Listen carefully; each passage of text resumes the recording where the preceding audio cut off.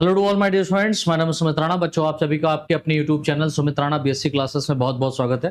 जैसा कि आप सभी लोग जान रहे हैं कि जितने भी हमारे 6 सेमेस्टर के छात्र छात्राएं यहाँ पर जुड़े हुए हैं, इन सभी की क्लासेस फ्री में हम यूट्यूब के ऊपर ही आप लोगों को प्रोवाइड कर रहे हैं।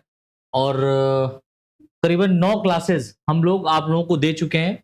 और 9 क्लासेस के बाद में आज की जो ये क्लास हमारी ये क्लास 10th रहेगी, लेक्चर 10 रहेगा, जिसमें एक्चुअल में हम लोग जो बात करेंगे बच्चों, ये आज यूनिट 5 की बात होगी। इसकी बात होगी यूनिट 5।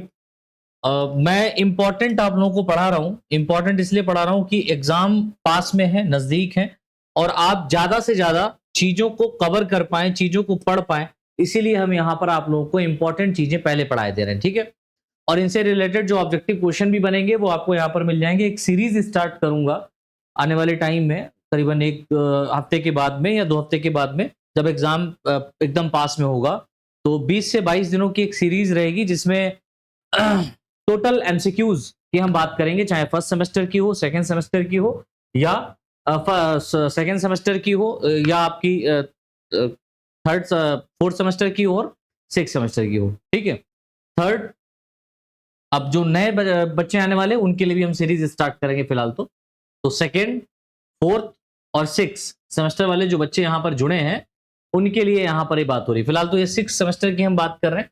जितने भी साथी हमारे यहाँ पर सेमेस्टर 6 के जुड़े हैं वो लोगों के लिए क्लास तो इंपॉर्टेंट है। ठीक है, हम सेम 6 की बात कर रहे हैं, राइट।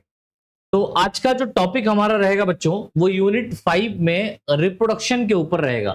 एक्चुअल में गैमेटोजेनेसिस प्रोसेस हम देखेंगे, पूरा गैमीट का ही फॉर्मेशन हो रहा है, और डेवलपमेंट ऑफ जो है ना फीटस किस तरीके से होगा ये हम देखेंगे। तो ये पूरा प्रोसेस रिप्रोडक्शन के अंतर्गत आता है, राइट। तो जो रिप्रोडक्शन प्रोसेस है, इस रिप्रोडक्शन प्रोसेस के अंदर जो एक सबसे महत्वपूर्ण टॉपिक है, जो काफी इंपॉर्टेंट माना जाता है, और यहां से मोस्ट प्रोबेबली बहुत सारे क्वेश्चंस आपके बनते हैं, जिसको हम लोग बोलते हैं बेटा गैमेटोजेनेसिस। अब गैमेटोजेनेसिस को बच्चों हिंदी में कहते हैं युग्मक जनन। क्या कहते हैं बेटा? युग्मक जनन। मैं लिख दे रहा हूं यहां पर, इसको हटा दे रहा हूं। गैमेटोजेनेसिस को क्या कहते हैं? युग्मक जनन। ठीक है, अब युग्मक जनन की अगर हम बात करें तो युग्मक जनन कहने का मतलब क्या होता है? गैमीट का निर्माण किस तरीके से हो रहा है उसकी बात करेंगे। अब गैमीट निर्माण 2 तरीके से होता है। एक तो बेटा होता है स्पर्मेटोजेनेसिस। स्पर्मेटोजेनेसिस को कहते हैं बेटा शुक्राणु जनन। शुक्राणु जनन मतलब मेल के केस में स्पर्म्स का फॉर्मेशन होता है, उस प्रोसेस को हम बोलते हैं स्पर्मेटोजेनेसिस। और दूसरा इसी के साथ में हम लोगों को प्रोसेस पढ़ना है oogenesis। ठीक है, तो आज की क्लास में अपन लोग जो है ना यहाँ पर गैमेटोजेनेसिस में स्पर्मेटोजेनेसिस को कवर कर लेंगे। ठीक है, तो जितने भी साथी हमारे नए जुड़े हुए हैं यहाँ पर, जिन लोगों ने अभी तक आपका अपना ये जो यूट्यूब चैनल है इसको सब्सक्राइब नहीं किया है, तो चैनल को सब्सक्राइब करके बेल आइकन दबा लीजिए, जिससे हम मोटिवेट होते रहते हैं और आप तक बहुत जल्दी बहुत सारी वीडियोस को लेकर के आते रहेंगे। ठीक है, तो स्टार्ट करते हैं बच्चों क्लास। तो सबसे पहले हम बात करेंगे यहाँ पर गैमेटोजेनेसिस की, कि भाई गैमेटोजेनेसिस क्या होता है ना। गैमेटोजेनेसिस क्या होता है? तो देखिए नाम से लिखा हुआ है, जो गैमेटो का टर्म लिया गया है, क्या लिया गया बेटा? गैमेटो। ये लिया गया है गैमीट से। गैमेटो टर्म किससे लिया गया है? गैमीट से लिया गया है।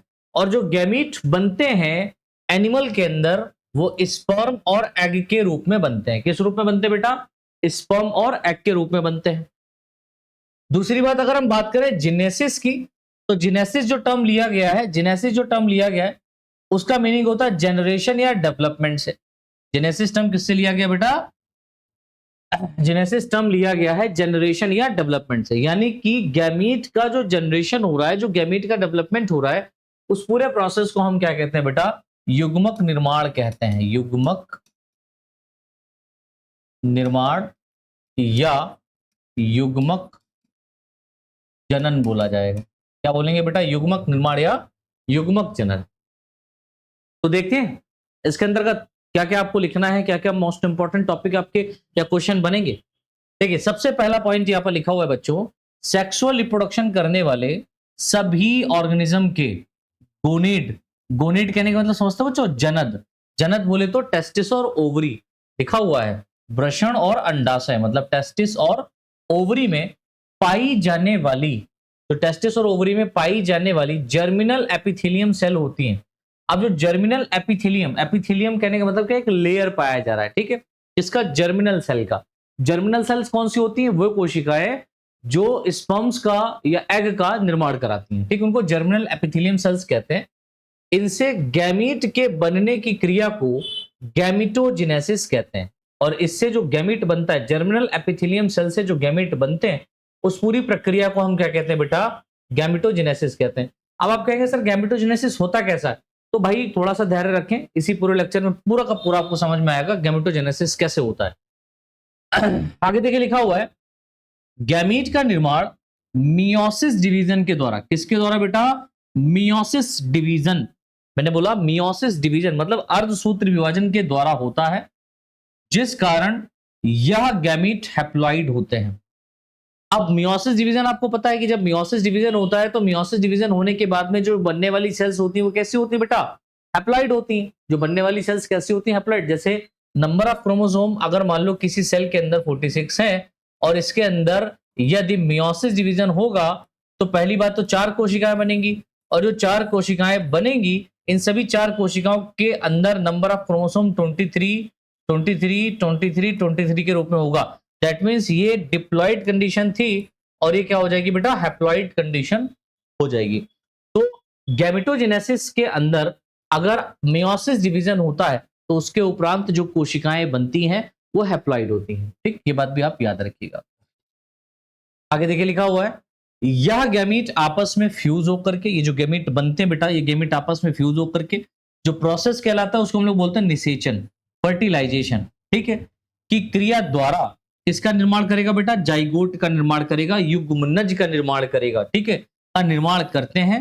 तथा ये जो जाइगोट होते हैं ये एम्ब्रियो में चेंज होकर, जाइगोट किस में चेंज होगा बेटा, एम्ब्रियो में चेंज होगा, भ्रूण में चेंज होगा, ठीक है, होकर एम्ब्रियो डेवलपमेंट के बाद, अब भ्रूण में जब चेंज होगा तो भ्रूण का डेवलपमेंट होगा, एम्ब्रियो का डेवलपमेंट होगा, तो एम्ब्रियोनिक डेवलपमेंट के बाद नए ऑर्गेनिज्म का, यानी कि कोई भी मेल या फीमेल यानी एक नया सदस्य का निर्माण कर देता है। तो यहां पर समझने का प्रयास करें कि जो गैमीट होते हैं वो वापस में फ्यूज होते हैं, फर्टिलाइजेशन की क्रिया द्वारा जाइगोट का निर्माण करते हैं, ठीक है, फर्टिलाइजेशन की क्रिया द्वारा किसका निर्माण कर रहे हैं साथियों, जाइगोट का निर्माण कर रहे हैं। और जाइगोट का निर्माण करने के बाद में मैं आपको पूरा प्रोसेस यहां पर समझाने का प्रयास करता हूं। जैसे कि बात हो रही है गैमेटोजेनेसिस की, ठीक है, तो मैंने बताया कि जो गैमीट्स हैं, क्या है बेटा, गैमीट्स। अब गैमीट्स 2 प्रकार के हो सकता है, एक तो मेल गैमीट हो सकता है ना, मेल गैमीट, और दूसरा क्या होगा बेटा, फीमेल गैमीट। अब मेल गैमीट की अगर हम बात करें तो मेल गैमीट हैप्लॉइड होते हैं, फीमेल गैमीट हैप्लॉइड होते हैं, दोनों आपस में मिलेंगे। मान लो ये स्पर्म है और ये एग है, ये भी हैप्लॉइड है, ठीक है, एग है, ये दोनों आपस में मिलेंगे तो प्रोसेस क्या कहलाएगा बेटा, फर्टिलाइजेशन। फर्टिलाइजेशन, फर्टिलाइजेशन कहने का मतलब समझते हो, निषेचन। क्या बनेगा सर, जाइगोट बन जाएगा। क्या बन जाएगा, जाइगोट। अब एक एन ये है, एक एन ये है, तो कितने एन हो जाएंगे, 2 एन हो जाएंगे, जाइगोट बन गया। अब ये जो जाइगोट होता है ना, ये जाइगोट एम्ब्रियोनिक डेवलपमेंट करता है बेटा, क्या करता है, एम्ब्रियोनिक डेवलपमेंट कराता है, और एम्ब्रियोनिक डेवलपमेंट करके एक नए इंडिविजुअल, एक न्यू ऑर्गेनिज्म, ठीक है, एक नए इंडिविजुअल का निर्माण कर देता है।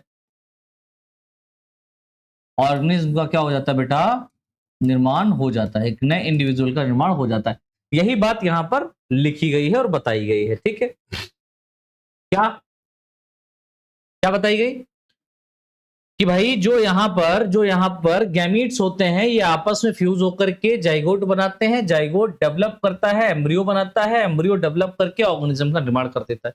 समझ में आ गया यहां तक, चलो नेक्स्ट वन देखिए, लिखा हुआ है, ह्यूमन बींग्स व अदर मैमल्स, यानी कि जो मनुष्य की अगर अपने लोगों की बात करें तो हम लोग, और अन्य मैमल्स की अगर हम बात करें, जो अन्य सदस्य हैं, जंतु हैं, उनकी बात करें, ठीक है, तो कैसे होते हैं बेटा, हेट्रोगैमेटिक होते हैं। हेट्रोगैमेटिक बोले तो मेल और फीमेल अलग अलग गैमीट बनेगा, यानी कि मेल गैमीट अलग होता है, फीमेल गैमीट अलग होता है, इसलिए ये क्या होते हैं, हेट्रोगैमेटिक होते हैं। अतः इनमें स्पर्म व एग के निर्माण दो प्रकार के गैमीट प्रोड्यूस होते हैं। स्पर्म और एग के निर्माण में दो प्रकार के क्या होते हैं बेटा, गैमीट निर्मित होते हैं। एक तो स्पर्म बनता है, दूसरा एग बनता है, अलग अलग बन गया ना। और इन गैमीट के निर्माण के बाद, ये जो गैमीट बन जाएंगे, इन गैमीट्स के निर्माण के बाद में गोनेड्स में जो जनन है, इसमें दो प्रकार के डिफरेंट प्रोसेस होते हैं।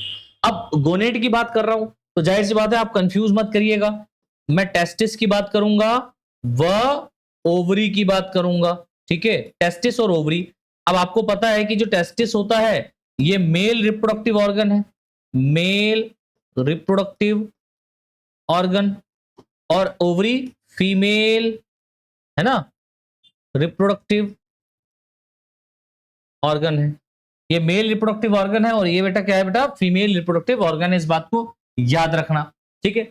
आगे देखिए लिखा हुआ है, जिसमें मेल गैमीट फॉर्मेशन के लिए स्पर्मेटोजेनेसिस। अब जाहिर सी बात है जब मेल गैमीट का निर्माण होगा तो कौन सी क्रिया होगी बेटा, शुक्राणु जनन होगी, स्पर्मेटोजेनेसिस होगी। और फीमेल गैमीट फॉर्मेशन के लिए, फीमेल गैमीट फॉर्मेशन के लिए oogenesis, अंडाणु जनन की क्रिया होती है। oogenesis की क्या होती है बेटा, क्रिया होती है। देखिए लिखा हुआ है, स्पर्मेटोजेनेसिस के द्वारा स्पर्म्स व oogenesis के द्वारा एग का निर्माण होता है, ठीक है। तो जब स्पर्मेटोजेनेसिस की क्रिया होगी तो स्पर्म का निर्माण होगा, और oogenesis की क्रिया होगी तो एग का निर्माण होगा। यहां तक क्लियर है गैमेटोजेनेसिस के प्रोसेस में? ये बात सभी को समझ में आई? आई होप आ गई होगी। चलो आगे बढ़ते हैं साथियों। अब हम बात कर लेते हैं थोड़ी सी यहां पर कि जो स्पर्म गैमेटोजेनेसिस हो रहा है वो हो कैसे रहा है, ठीक है। चलो मैं बात करता हूं गैमेटोजेनेसिस, ठीक। गैमेटोजेनेसिस की प्रोसेस की बात करें तो आप मेल की बात अलग करेंगे और फीमेल की बात अलग करेंगे। जैसे आप मेल की बात करें और फीमेल की बात करें तो मेल में कहां पर गैमेटोजेनेसिस होगा और फीमेल में कहां पर गैमेटोजेनेसिस होगा। तो अगर हम मेल की बात करें ना बेटा, तो मेल के केस में जो गैमेटोजेनेसिस का प्रोसेस कहलाता है, पहले प्रोसेस की हम बात करते हैं, उसको हम लोग क्या बोलते हैं बेटा, स्पर्मेटोजेनेसिस। सो मेल के केस में क्या होगा, स्पर्मेटोजेनेसिस होगा, स्पर्मेटोजेनेसिस होगा।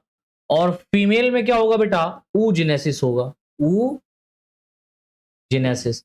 ये क्या है, ये प्रोसेस है, spermatogenesis and oogenesis it is the process, ठीक है। किसका प्रोसेस है, गैमीट के फॉर्मेशन का, गैमीट के निर्माण का क्या है बेटा, ये प्रोसेस होता है। इस तरीके से गैमीट का फॉर्मेशन होता है। अब साइट की अगर हम बात करें कि होता कहां पर है, तो आप साइट याद रखिएगा कि स्पर्मेटोजेनेसिस का जो साइट है ना, कहां होता है, तो याद रखिएगा ये seminiferous tubules of testis, seminiferous tubules of testis के अंदर होता है। और इसके बारे में एक बात आप याद रखिएगा कि इट इज अ क्या, सेमनीफेरस ट्यूब्यूल्स क्या है, so it is a structural and functional unit of testis, ठीक है। ये संरचनात्मक और कार्यात्मक इकाई मानी गई है सेमनीफेरस ट्यूब्यूल किसकी, टेस्टिस की, और इसी के अंदर स्पर्मेटोजेनेसिस होता है। वहीं अगर हम बात करें oogenesis, तो oogenesis का जो साइट है बेटा वो कहां होगा, वो भैया ओवरी के अंदर होगा। कहां होगा, ओवरी में होगा। और ओवरी कितनी होती है, अगर मेल फीमेल की बात करें, ह्यूमन बींग्स की बात करें, तो ओवरी कितनी होती है बेटा, दो होती है। एक लेफ्ट ओवरी होती है, दूसरा राइट ओवरी होती है, ठीक है। चलो आगे बढ़ते हैं। अब हम बात करते हैं सीधे डायरेक्ट किसकी बेटा, स्पर्मेटोजेनेसिस की। स्पर्मेटोजेनेसिस, या यूं कहें इसको शुक्र जनन या शुक्राणु जनन, ठीक है। शुक्र जनन कहो या शुक्राणु जनन कहो, इस प्रोसेस को समझना बहुत इंपॉर्टेंट है। और ये जो प्रोसेस है बेटा, ये एग्जाम के पॉइंट ऑफ व्यू से बड़ा इंपॉर्टेंट है, ठीक है। तो एग्जाम में यहां से क्वेश्चन आपके बन सकते हैं, ठीक। चलो तो पहला पॉइंट देखो यहां पर लिखा हुआ है, मनुष्य यानी ह्यूमन व अदर एनिमल्स में एक हैप्लॉइड कॉमा फंक्शनल, हैप्लॉइड और कैसा बेटा, फंक्शनल स्पर्म, या इसको हम लोग स्पर्मेटोजोआ भी कहते हैं। स्पर्म को स्पर्मेटोजोआ भी कहा जाता है, ठीक है। हैप्लॉइड फंक्शनल स्पर्म या स्पर्मेटोजोआ मेल गैमीट के रूप में कार्य करता है। किसके रूप में कार्य कर रहा है बेटा? मेल गैमीट के रूप में कार्य करता है, ठीक है, जिसका निर्माण मेल रिप्रोडक्टिव ऑर्गन के रूप में पाए जाने वाली टेस्टिस में पाई जाने वाली सेमनीफेरस ट्यूब्यूल, ठीक है, इसका निर्माण कहां हो रहा है बेटा? इसका निर्माण मेल रिप्रोडक्टिव ऑर्गन क्या है? टेस्टिस है, और टेस्टिस में पाई जाती है सेमनीफेरस ट्यूब्यूल्स। तो सेमनीफेरस ट्यूब्यूल्स के अंदर डिप्लॉयड जर्मिनल एपिथेलियम में मियोसिस डिवीजन से होता है। अब आप लोग बेटा कंफ्यूज मत होना, अब बीएससी है, बीएससी में जो सिलेबस दिया है उस सिलेबस के आधार पर मैं पढ़ा रहा हूं। अब यहां पर मुझे गैमेटोजेनेसिस ही पढ़ाना है तो गैमेटोजेनेसिस पढ़ा रहा हूं, रिप्रोडक्टिव ऑर्गन तो पढ़ाने ही नहीं है ना, ना तो टेस्टिस पढ़ाना है, ना ओवरी पढ़ाना है, ना फीमेल रिप्रोडक्टिव ऑर्गन पढ़ाना है, ना मेल रिप्रोडक्टिव ऑर्गन पढ़ाना है। तो जब ये पढ़ाना नहीं है और गैमेटोजेनेसिस पढ़ाना है तो वही पढ़ा रहा हूं, ठीक है। और आप लोगों ने नो डाउट कि, और ये भी कोई बात नहीं कि आप लोगों ने 12th में पढ़ाई नहीं करी होगी, तो 12th में आप लोगों ने पढ़ा होगा, अच्छे से पढ़ा होगा। तो वहां पर चैप्टर ही आपके पहले दूसरे ही आ गए हैं, है ना। रिप्रोडक्शन की बात करते हैं, वहां पर पहले पुष्पी पादपों में लैंगिक जनन होता है, फिर जंतुओं में लैंगिक जनन की प्रोसेस पढ़ाई जाती है, तो वहां तो आप लोगों ने डिटेल में पढ़ा ही होगा। हम गैमेटोजेनेसिस को थोड़ा सा डिटेल में बीएससी की क्लास में देख रहे हैं, ठीक है। तो ध्यान रखिएगा, यदि मान लीजिए आपने इससे पहले नहीं भी पढ़ा है तो परेशान मत होइए। एक अनाउंसमेंट करने जा रहा हूं, आपका जो एकेडमिक चैनल बना हुआ है सुमित राणा एकेडमिक चैनल, वो सुमित राणा बायोलॉजी क्लासेस के नाम से बनने वाला है बहुत जल्दी। एसआर बायोलॉजी क्लासेस या एसआर एकेडमिक क्लासेस, उसके ऊपर मैं 12th की क्लास जल्दी लेकर के आ रहा हूं, ठीक, यूट्यूब के ऊपर ही मैं प्रोवाइड करूंगा। तो रिप्रोडक्शन स्टार्ट करूंगा तो पूरा का पूरा आपको रिप्रोडक्शन वहां पर अच्छे से मिल जाएगा पढ़ने के लिए। तो वहां आप लोग देख लीजिएगा ये पूरा प्रोसेस, यहां से वहां पर भी आप पढ़ लीजिएगा तो पूरा प्रोसेस आपको अच्छे से समझ में आ जाएगा। चलो नेक्स्ट पॉइंट देखिए, लिखा हुआ है या जर्मिनल एपिथेलियम प्रीमोडियल सेल्स, ठीक है। तो जो जर्मिनल एपिथेलियम है ये प्रीमोडियल सेल्स या स्पर्मेटोगोनियम और सर्टोली सेल्स से बनी होती है। अगर मान लो ये टेस्टिस के अंदर सेमनीफेरस ट्यूब्यूल है, इस सेमनीफेरस ट्यूब्यूल के अंदर इस तरीके से सेल्स पाई जा रही हैं, और ये सेल एक जैसी नहीं होती, कहीं कहीं पर छोटी होती है, कहीं कहीं पर ये बड़ी होती है इस तरीके से, ठीक है। तो यहां पर ये जो एक लेयर पाया जा रहा है, एक लेयर ये जो प्रेजेंट है ना बेटा, इन लेयर्स में आप मान लो ये वाली जो सेल्स हैं इनको हम लोग बोल रहे हैं एपिथेलियम सेल्स, और जो छोटी छोटी सेल्स यहां पर हैं इनको मैं बोले दे रहा हूं सर्टोली सेल्स। ये क्या है बेटा? Sertoli cells. सर्टोली सेल्स को हम लोग नर्स सेल्स के नाम से भी जानते हैं, नर्स सेल्स, ठीक है। एक्चुअल में एपिथेलियम सेल से क्या होगा? स्पर्म बनेगा। क्या बनेगा? स्पर्म बनेगा, स्पर्मेटिड के रूप में, स्पर्मेटिड के रूप में बनेगा। इस स्पर्मेटिड को सर्टोली सेल चेंज करेगी स्पर्म में।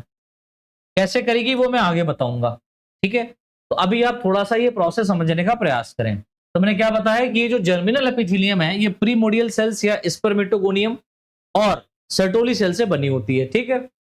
प्रीमोडियल सेल्स जो होती हैं या स्पर्मेटोगोनियम जो होती हैं, इनमें मियोसिस डिवीजन से बहुत सारे स्पर्मेटिड का निर्माण हो जाता है। किसका निर्माण होता है बेटा? स्पर्मेटिड का निर्माण होता है।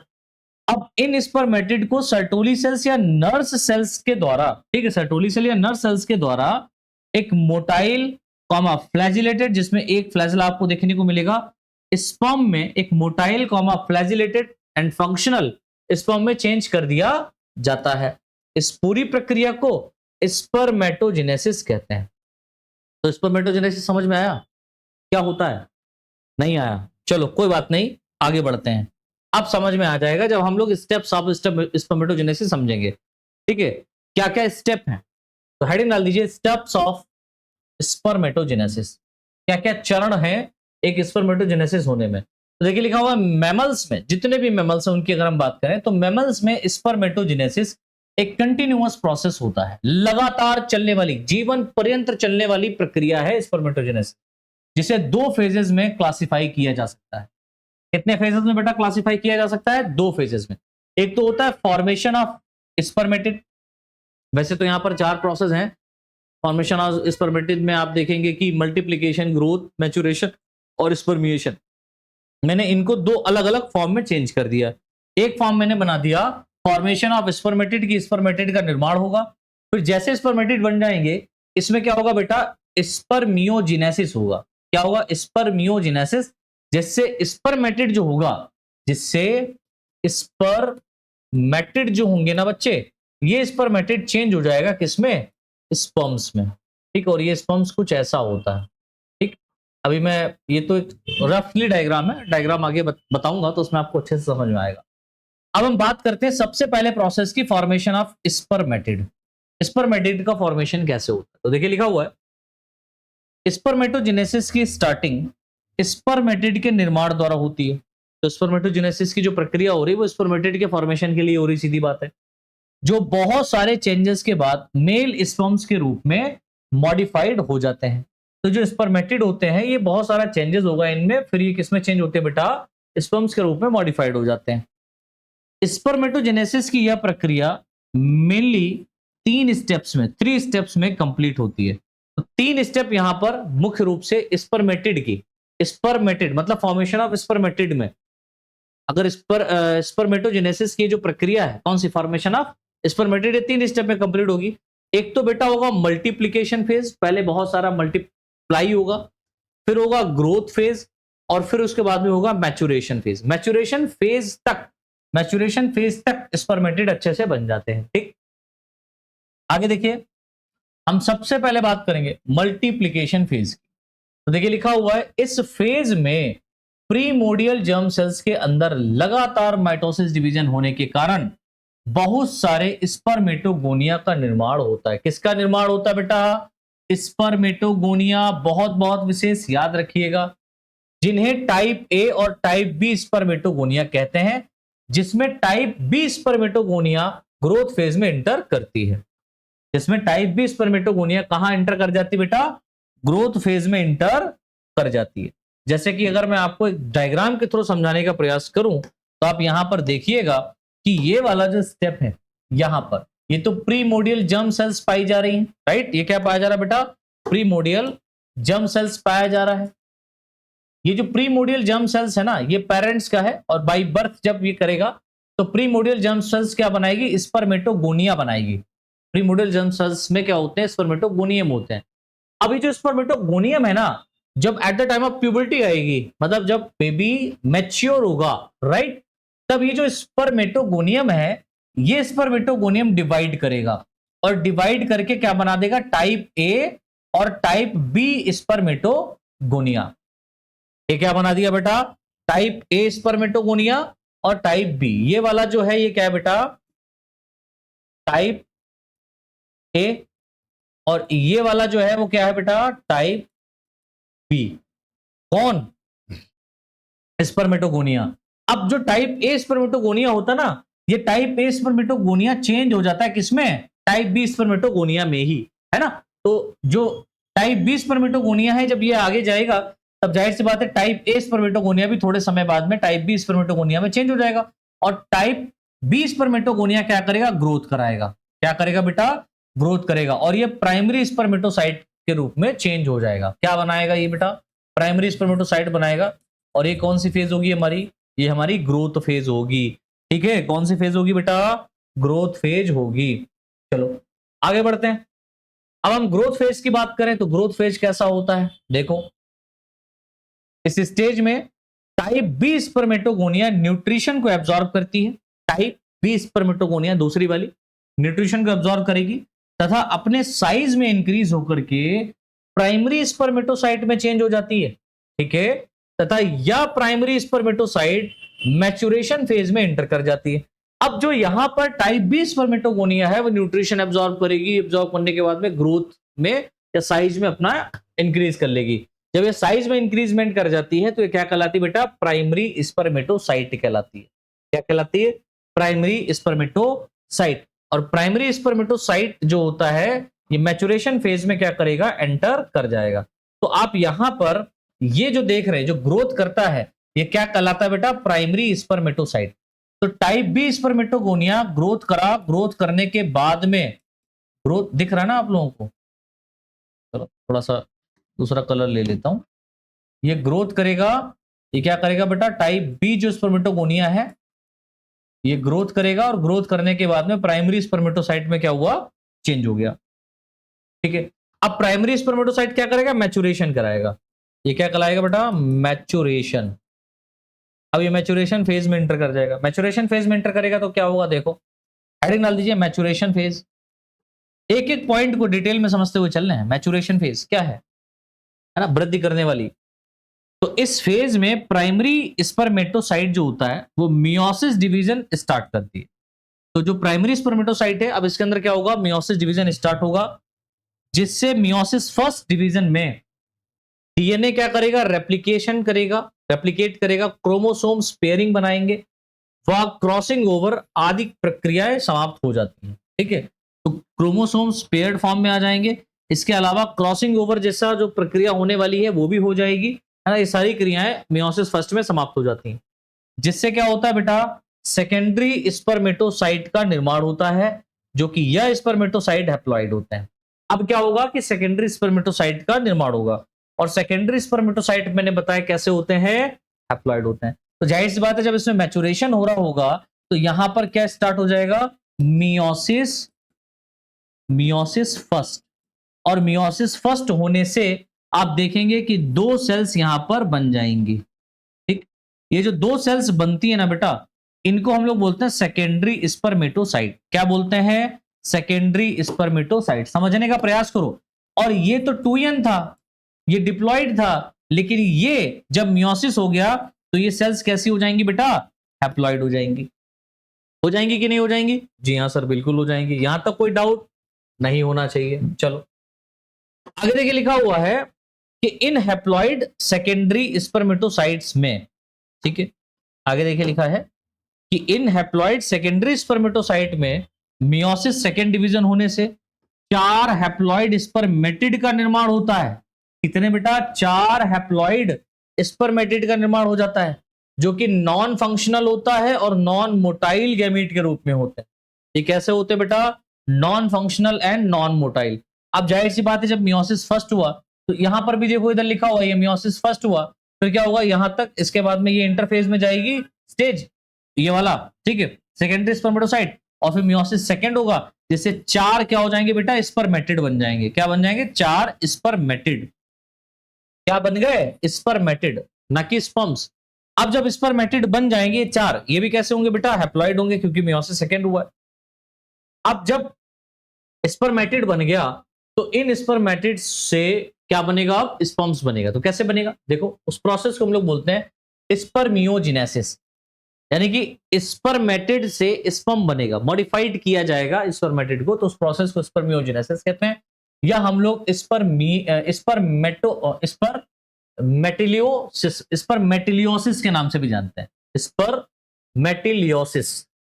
ठीक है, पहला देखिए पॉइंट लिखा हुआ है, स्पर्मेटिड नॉन फंक्शनल व नॉन मोटाइल मेल गैमेट्स होते हैं। ठीक है, जिन्हें एक्टिव मेल गैमेट यानी कि स्पर्म में चेंज या मॉडिफाइड करने के लिए बहुत सारे स्पेसिफिक टाइप के चेंजेस होते हैं, जिन्हें स्पर्मियोजेनेसिस कहते हैं।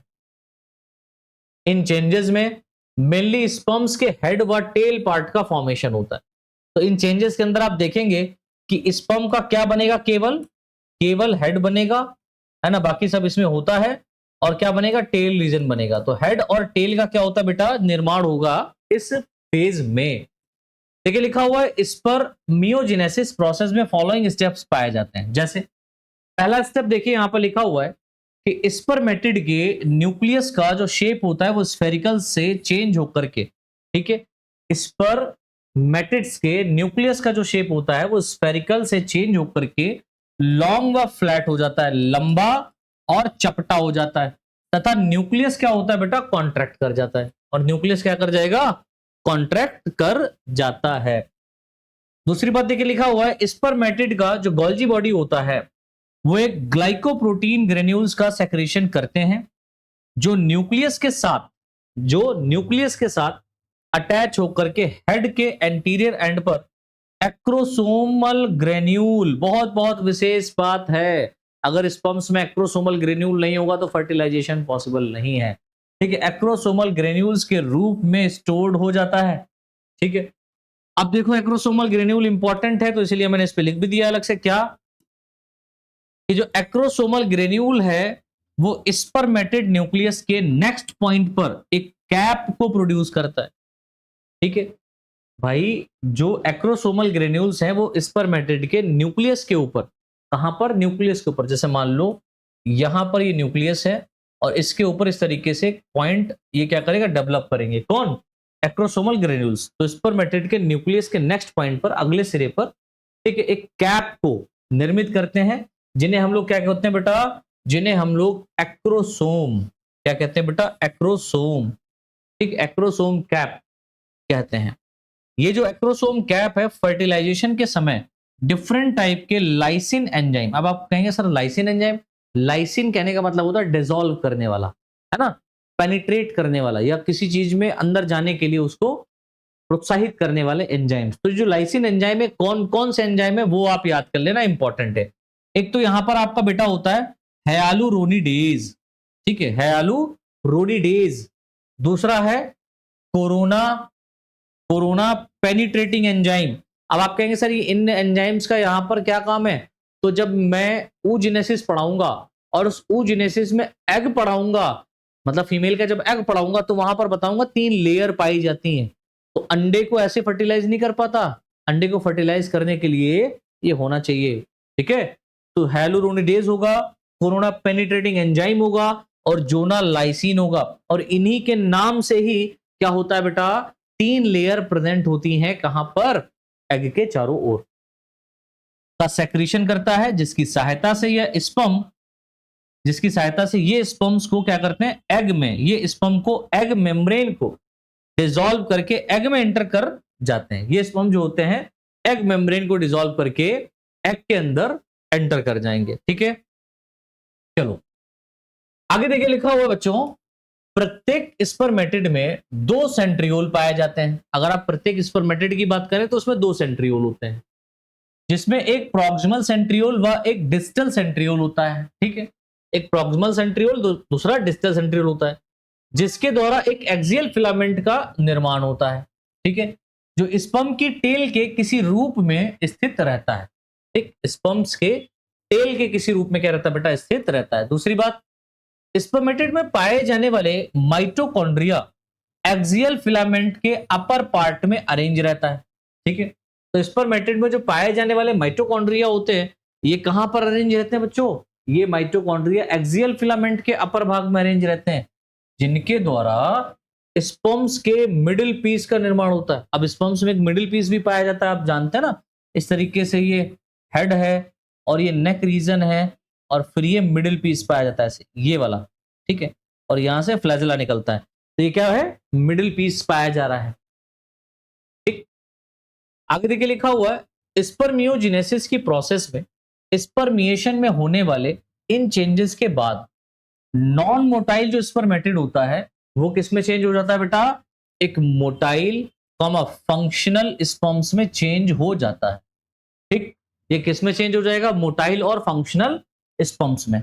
अब ये जो स्पर्म है ना, इस स्पर्म्स का अपन लोगों को पढ़ना है स्ट्रक्चर, और स्ट्रक्चर देखने से पहले मेरे साथियों यहां पर मैंने कुछ नोट पॉइंट लिखा है जो कि आपको पता होना चाहिए। ठीक है, ये मेडिकल टर्म्स हैं थोड़े से जो कि आपको मालूम होना चाहिए। पहला है स्पर्मिएशन। ठीक है, what is the meaning of spermiation, spermiation कहने का मतलब क्या होता है, तो आप कहेंगे sir the release of sperm from Sertoli cells. जो सर्टोली सेल्स हैं, उन सर्टोली सेल्स है, मतलब टेस्टिस के अंदर जो सेमनीफेरस ट्यूब्यूल्स पाए जा रहे हैं वहां सर्टोली सेल्स हैं, उन सर्टोली सेल्स से जब ये स्पर्मेटिड क्या होता है, स्पर्म्स रिलीज होते हैं। जैसे आपको पता है कि मान लो ये सर्टोली सेल्स पाई जा रही है, मैं एक डायग्रामेटिक ढंग से आपको समझाने का प्रयास कर रहा हूं, आप समझने का प्रयास कीजिएगा। ये मान लो सर्टोली सेल्स हैं और इन सर्टोली सेल्स में इस तरीके से ये वाला हेड रीजन स्पर्म्स का घुसा है और ये टेल बाहर निकला है। ठीक, तो सर्टोली सेल्स में, अब आपको पता है सर्टोली सेल्स को ही नर सेल्स कहते हैं, तो ये क्या कर रहा है, इसका मैच्योरेशन कर रहा है, मॉडिफिकेशन कर रहा है स्पर्म्स का, कर रहा है कि नहीं कर रहा है, बिल्कुल। जब ये स्पर्म्स क्या करेंगे बेटा, यहां से रिलीज होते हैं। ठीक है, ये स्पर्म्स यहां से रिलीज होते हैं, कहां से, सर्टोली सेल से रिलीज होते हैं, सर्टोली सेल से रिलीज होते हैं ना, तब इस प्रोसेस को हम लोग बोलते हैं स्पर्मिएशन। बहुत बहुत इंपॉर्टेंट है एग्जाम के पॉइंट ऑफ व्यू से। दूसरा प्रोसेस क्या है, semination. What is the meaning of semination, तो आप कहेंगे sir the release of sperm from testis. जब टेस्टिस के बाहर, अब जाहिर सी बात है ये स्पर्म्स कहां है अभी, ये भी स्पर्म्स टेस्टिस के अंदर ही है। ये टेस्टिस से क्या होगा बेटा, बाहर इस तरीके से डक्ट के थ्रू बाहर निकलेगा। अब टेस्टिस से बाहर निकल जाए, ये स्पर्म्स यहां से बाहर निकल जाए, है ना, तब इस प्रोसेस को क्या बोलते हैं बेटा, सेमिनेशन कहते हैं। और फिर उसके बाद में आता है एजुकुलेशन। तो एजुकुलेशन कहने का मतलब होता है release of sperm from body of male. अब जाहिर सी बात है मेल के अंदर ही तो स्पर्म्स बनते हैं, और मेल की बॉडी के बाहर, टेस्टिस से तो बाहर आ गया, टेस्टिस से बाहर आ गया, लेकिन फिर भी बॉडी के अंदर है। अब क्या होगा, बॉडी के बाहर जब स्पर्म रिलीज हो जाता है ना बच्चों, तब उसको हम लोग क्या कहते हैं, एजुकुलेशन कहते हैं। क्या बोलते हैं, एजुकुलेशन। और लास्ट और सबसे इंपॉर्टेंट है insemination. What is the meaning of insemination? तब आप कहेंगे sir the transfer of sperm into vagina of female. जब फीमेल की वेजाइना के अंदर स्पर्म्स को ट्रांसफर किया जाता है, ठीक है। अब जाहिर सी बात है कॉपुलेशन का जब प्रोसेस हो रहा है, तो मैमल्स में या एनिमल्स में कॉपुलेशन प्रोसेस के बाद में क्या होता है, जो स्पर्म्स होते हैं वो फीमेल वेजाइना के अंदर रिलीज किए जाते हैं। तो ये जो प्रोसेस कहलाता है, ये कहलाता है बेटा इंसेमिनेशन। क्या कहलाता है, इंसेमिनेशन। तो याद रखना, ये थोड़े से मेडिकल टर्म्स है, आपको पता होने चाहिए। अब हम बात करते हैं बच्चों किसकी, अच्छा ये तो देख लिया हम लोगों ने। अब यहां पर क्या होगा, ये जो स्पर्मेटिड है इसमें स्पर्मिएशन प्रोसेस होगा, और क्या होगा, इस तरीके से देखो ये स्पर्म्स का क्या होगा बेटा, फॉर्मेशन हो जाएगा। ये देख रहे हो, ये स्पर्म्स बन गए, स्पर्म्स बन गए, ठीक है। तो 4 स्पर्म्स इससे बने। अब जाहिर सी बात है ये वाली जो टाइप ए वाली स्पर्मेटोगोनिया थी, टाइप ए वाली जो स्पर्मेटोगोनियम है, ये भी क्या करेगा, टाइप बी में चेंज हो जाएगा, और इससे भी क्या हो जाएंगे बेटा, 4 स्पर्म्स बन जाएंगे। तो यानी एक कोशिका से टोटल कितने स्पर्म बनेंगे, क्वेश्चन ये भी आता है। तो एक सेल से टोटल 4 यहां पर बने और 4 वो बनाए, तो टोटल कितने हो गए बेटा, 8 स्पर्म्स का निर्माण होता है। 8 स्पर्म्स, देख रहे हो कितना सारा स्पर्म बन गया, एक सेल से 8 स्पर्म बन रहे हैं, ठीक है। चलो भाई आगे बढ़ते हैं। अब हम बात करते हैं स्ट्रक्चर ऑफ स्पर्म या स्पर्मेटोजोआ। स्पर्म को हम लोग स्पर्मेटोजोआ भी कहते हैं। अब थोड़ा सा डिटेल में स्पर्म्स के स्ट्रक्चर को समझने का प्रयास करते हैं, ठीक है। सबसे पहले लिखा हुआ है कि मेल में प्रोड्यूस होने वाले मेल गैमीट सामान्यतः स्पर्म व स्पर्मेटोजोआ कहलाते हैं, ठीक है। दूसरी बात याद रखिएगा कि ये मोटाइल फ्लैजिलेट, जिसमें एक ही फ्लैजिला होगा, और कैसे होते हैं बेटा, हैप्लॉइड स्ट्रक्चर्स होते हैं, जो फीमेल वेजाइना या फीमेल वेजाइनल ट्रैक्ट में 24 से 48 घंटे तक अलाइव रहते हैं, जीवित रहते हैं। याद कर लेना, ये ऑब्जेक्टिव क्वेश्चन बन जाएगा, एग्जाम में आ सकता है कि एक फीमेल वेजाइना के अंदर या स्पर्म जो है वेजाइनल ट्रैक्ट में कितने घंटे तक जीवित रह सकता है। तो 24 से 48 घंटे, एक दिन से लेकर के 2 दिन तक अलाइव रह सकता है, जीवित रह सकता है, ठीक है। आगे देखिए लिखा हुआ, प्रत्येक मेल स्पर्म्स अपने शेप में, अपने आकार में केवल कुछ माइक्रोन ही बड़ा होता है। इसको आप नेकेड आई से नहीं देख सकते, माइक्रोस्कोप की सहायता से देखेंगे। और स्पर्म में मुख्यतः 4 भाग पाए जाते हैं, जिन्हें क्रमशः हेड, नेक, मिडिल पीस और टेल रीजन कहते हैं। तो इसमें कितने भाग पाए जा रहे हैं, 4। अब इन चारों पार्ट्स को हम लोग एक एक करके डिस्कस करते हैं। तो पहले नंबर हम लोग देखेंगे हेड को, इसको देखेंगे बेटा हेड रीजन को। देखो क्या कह रहा है, जो प्रत्येक मेल स्पर्म्स का एंटीरियर पार्ट होता है वो हेड के रूप में होता है, ठीक है, जिसके साथ एक्रोसोम के रूप में एक कैप के समान स्ट्रक्चर अरेंज रहता है। तो एक्रोसोम के रूप में क्या होता है, कैप के रूप में संरचना पाई जाती है। इसका हेड फ्लैट ओवल शेप व यूनिन्यूक्लिएट होता है। केवल एक केंद्रक यहां पर पाया जाएगा, और उस केंद्रक के अंदर जो क्रोमोसोम्स होंगे ना बेटा, ये भी याद रखिएगा, तो जो क्रोमोसोम्स का जो नंबर होगा, क्रोमोसोम्स का नंबर वो हाफ होता है, ठीक है, ये भी याद रखिएगा। दूसरा, इसके हेड रीजन में एक हैप्लॉइड न्यूक्लियस पाया जाता है, जो कि आगे चल करके जाइगोट का निर्माण कराने में सहायता करता है। तो क्या पाया जा रहा है बेटा, एक हैप्लॉइड न्यूक्लियस पाया जा रहा है, जो एग के साथ के हैप्लॉइड न्यूक्लियस के साथ मिलकर के जाइगोट का निर्माण कराएगा।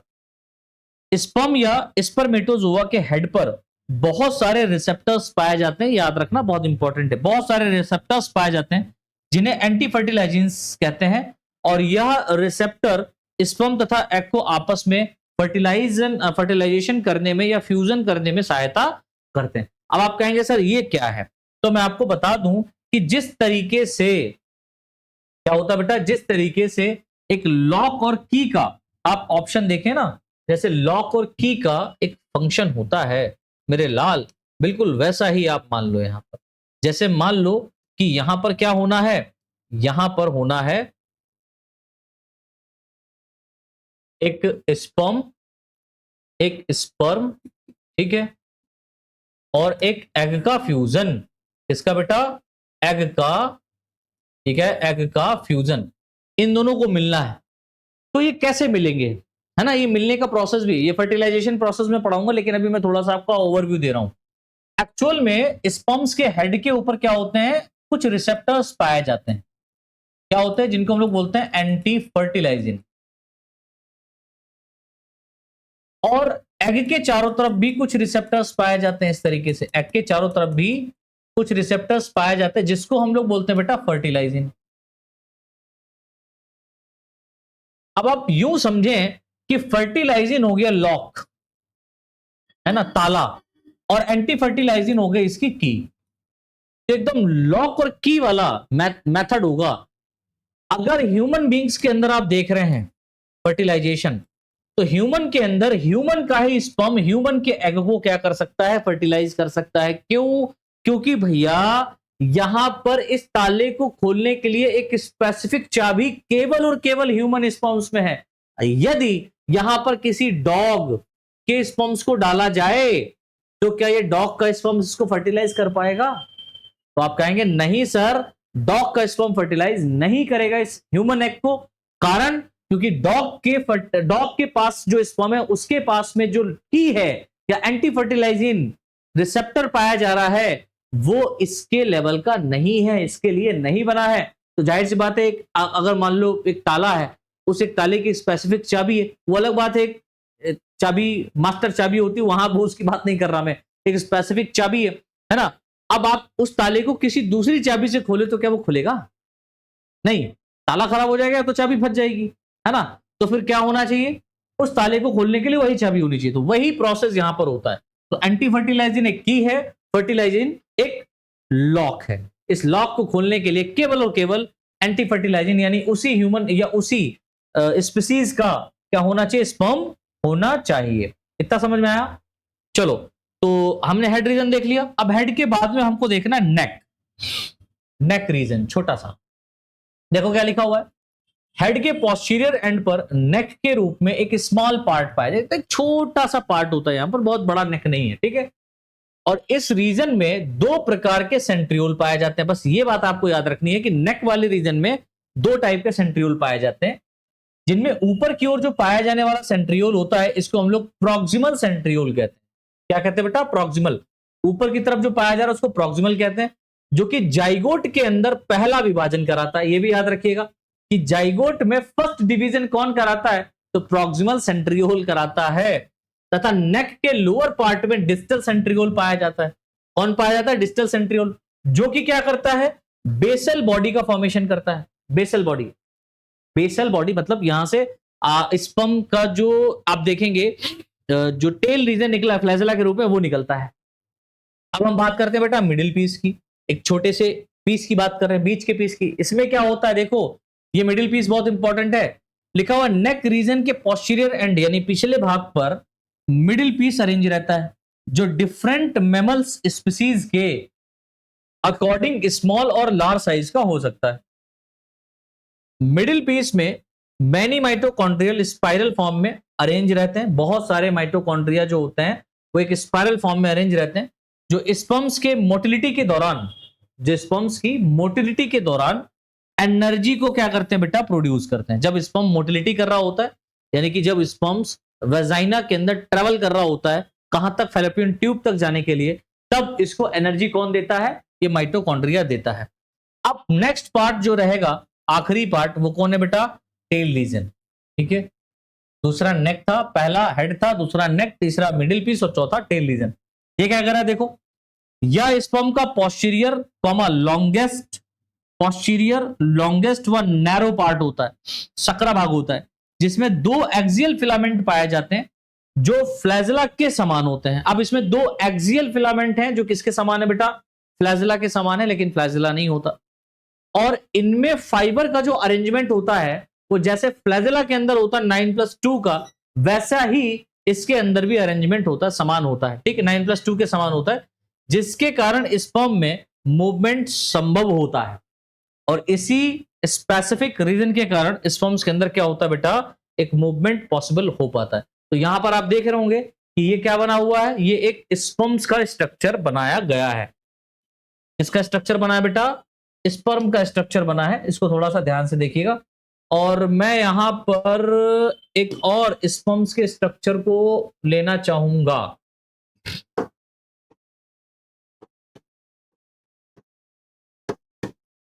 आपके सामने सर्च करे ले रहा हूं, ठीक है, जो और भी बेहतर तरीके से हमको दिखाई पड़ सकता है। यस, ये वाला, ठीक है, इसको मैं नया विंडो पे ओपन करता हूं, लाइक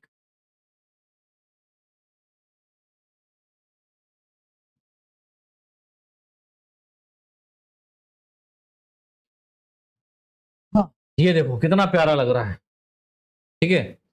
तो यहां पर आप समझ रहे हो, इस चीज को समझने का प्रयास करें। मैं थोड़ा सा पहले यहां समझा देता हूं, फिर वहां पे चलता हूं। यहां पर थोड़ा क्लियर दिखाई पड़ रहा है कि स्पर्म, ठीक है। अब ये देखिए, ये तो स्पर्म का क्या है बेटा, हेड वाला रीजन है। ये क्या है, स्पर्म का हेड वाला, पूरा हेड वाला रीजन है। हेड वाले रीजन के ठीक नीचे आप देख रहे हैं छोटा सा ये जो पोर्शन है, ये इस पोर्शन को हम बोलते हैं नेक रीजन। और ये वाला जो पूरा पीस बोला जाता है, इसको हम लोग बोलते हैं मिडिल पीस।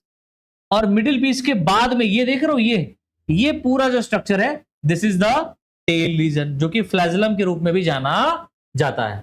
और इस टेल रीजन को चारों तरफ से प्लाज्मा मेम्ब्रेन के द्वारा घेरा जाता है। तो इसके चारों तरफ आप ये जो इस कलर का स्ट्रक्चर देख रहे हो, ये पूरा का पूरा ये प्लाज्मा मेम्ब्रेन के रूप में पाया जा रहा है। अब अगर हम इसके हेड की बात करें, तो हेड के ऊपर आप देख रहे हैं, हेड के अंदर ये वाला स्ट्रक्चर जो है, ये दिस इज द न्यूक्लियस। इसे क्या बोलेंगे बेटा, न्यूक्लियस बोलेंगे, ठीक है। और न्यूक्लियस के ऊपर एक अर्धचंद्राकार स्ट्रक्चर, एक कैप लाइक स्ट्रक्चर प्रेजेंट होता है, जिसको हम लोग एक्ट्रोसोम कहते हैं, जिससे लाइसिंग एंजाइम सेक्रेट होता है, ठीक है। न्यूक्लियस के ठीक नीचे एक सेंट्रियोल प्रेजेंट होता है, ठीक है, जिसको हम लोग क्या बोलते हैं बेटा, प्रॉक्सिमल सेंट्रियोल। और नीचे की तरफ डिस्टल सेंट्रियोल भी होगा। और मिडिल पीस के अंदर क्या पाया जा रहा है बेटा, बहुत सारे माइटोकॉन्ड्रिया प्रेजेंट हैं। जब इसमें मूवमेंट होता है, तब उस मूवमेंट के समय ये क्या करता है बेटा, एनर्जी को प्रोवाइड करता है। अब हम जरा इस पे आते हैं, अपने वाले पे, ठीक है। इसमें समझने का प्रयास करें कि चारों तरफ तो क्या पाया जा रहा है बेटा, प्लाज्मा मेम्ब्रेन पाया जा रहा है। क्या पाया जा रहा है, प्लाज्मा मेम्ब्रेन, ठीक है। ये प्लाज्मा मेम्ब्रेन है। ये जो कैप लाइक स्ट्रक्चर है, दिस इज द एक्रोसोम। दिख रहा ना सभी को, नहीं दिख रहा तो मैं लिख के दे रहा हूं, एक्रोसोम, ठीक है। ये क्या है बेटा, प्लाज्मा मेम्ब्रेन, ठीक है। और यहां पर आप देख रहे हैं, ये वाला जो पूरा फील्ड स्ट्रक्चर है, इसको हम लोग बोलते हैं nucleus containing chromosomal material. Nucleus पाया जा रहा है किसके द्वारा, कंटेनिंग क्रोमोसोमल मटेरियल, क्रोमोसोम के मटेरियल से भरा हुआ। और ये पूरा जो रीजन है, ये वाला, this is the head region. ये इसका पहला पार्ट हो गया। अब जो दूसरा पार्ट है, वो छोटा सा ये होता है इस तरीके से, और इस रीजन को हम लोग बोलते हैं नेक रीजन। और उसके बाद में ये वाला जो तीसरा पार्ट स्टार्ट होता है यहां पर, इस रीजन को बेटा हम लोग बोलते हैं क्या, इस रीजन को हम लोग बोलते हैं मिडिल पीस। ये दूसरा रीजन हो गया, और ये तीसरा रीजन हो गया मिडिल पीस। और मिडिल पीस में आप देख रहे हो, इस तरीके से क्या पाया जा रहा है बेटा, माइटोकॉन्ड्रिया प्रेजेंट है। देखो, माइटोकॉन्ड्रिया प्रेजेंट है, ठीक है। ये क्या है, माइटोकॉन्ड्रिया, जो कि क्या करेगा, एनर्जी सोर्स कराता है, energy source for swimming. Swimming करते समय एनर्जी कराएगा, एनर्जी देगा। और सेंट्रल में ब्लैक कलर का स्ट्रक्चर में बना रहा हूं यहां पर, ये तो हो गया डिजिटल। और यहां से इस तरीके से क्या बेटा, ये एक टेल का अंदर की तरफ वाला रीजन निकलता है, ये this is the tail, tail वाला रीजन है। क्या है बेटा, टेल वाला रीजन है। और इस टेल वाले रीजन में जो अरेंजमेंट होता है ना, वो 9+2 का होता है। इस बात को भी आप याद रखिएगा, और इसीलिए इसको हम लोग फ्लैजेलम कहते हैं। तो बेटा इस तरीके से जो आपने आज के इस लेक्चर में देखा, ठीक है, इस पूरे लेक्चर में हमने एक बात सीखी कि जो रिप्रोडक्शन है, उस रिप्रोडक्शन प्रोसेस में जो गैमेटोजेनेसिस है, इस गैमेटोजेनेसिस में जो स्पर्मेटोजेनेसिस है, वो स्पर्मेटोजेनेसिस हमने खत्म कर ली। ठीक है, अब स्पर्मेटोजेनेसिस यानी कि स्पर्मेटोजेनेसिस के बाद oogenesis की बारी आएगी। अब स्पर्मेटोजेनेसिस हुआ तो क्या बन गया, स्पर्म्स बन गए, यानी हमारे पास में स्पर्म बन चुके हैं। अब स्पर्म्स हमारे पास में बन गया है, अब जरूरत है तो किसकी जरूरत है बच्चों, एग की जरूरत है, जिससे इसे मिलवाना पड़ेगा। अब पहले एग बनाएंगे फिर फर्टिलाइजेशन प्रोसेस देखेंगे। ठीक है, तो आई होप आप लोगों को यहां तक अच्छे से समझ में आया होगा बेटा, बहुत मेहनत से नोट्स बना रहे हैं आप लोगों के लिए। ठीक है, और ये फ्री में ही कंटेंट आप लोगों को मैं यूट्यूब पे प्रोवाइड कर रहा हूँ, क्योंकि आप लोग हमारे आखिरी बच्चे हैं। आखिरी बच्चे कहने का मतलब बीएससी के बाद में ये आखिरी आपका सत्र है, इसके बाद आपसे मुलाकात होना पॉसिबल नहीं है ना, कि आप लोग पढ़ें, या हो सकता है कि जो प्रिपरेशन कर रहा हो तो वो तो बार बार देखेगा ही, मस्ती करने चले जाएंगे, तब भी आपको कुछ ये वीडियोस बहुत बहुत सहायता प्रदान करेंगी, तो आप वहां पर भी पढ़ सकते हैं इन क्लासेस को। तो मिलते हैं नेक्स्ट क्लास में, आज के लिए इतना ही, बहुत बहुत धन्यवाद। और चैनल को बच्चों अगर सब्सक्राइब नहीं किया है तो कृपया करके आप सभी लोग चैनल को सब्सक्राइब जरूर कर लें, क्योंकि बहुत सारे हमारे ऐसे स्टूडेंट्स हैं, लिसनर्स हैं, जिन्होंने चैनल सब्सक्राइब नहीं किया और वीडियो देखते हैं। ठीक है, बहुत सारा ऐसा डाटा है जो मैंने चेक किया है, जिससे बड़ा दुख होता है। तो आप लोग चैनल सब्सक्राइब करके बेल आइकन जरूर दबा लीजिए, क्योंकि जब भी वीडियो लेक्चर आएगा सबसे पहले नोटिफिकेशन आप तक पहुंचेगा। तो आज के लिए इतना ही, तब तक के लिए सभी को जय हिंद, जय भारत।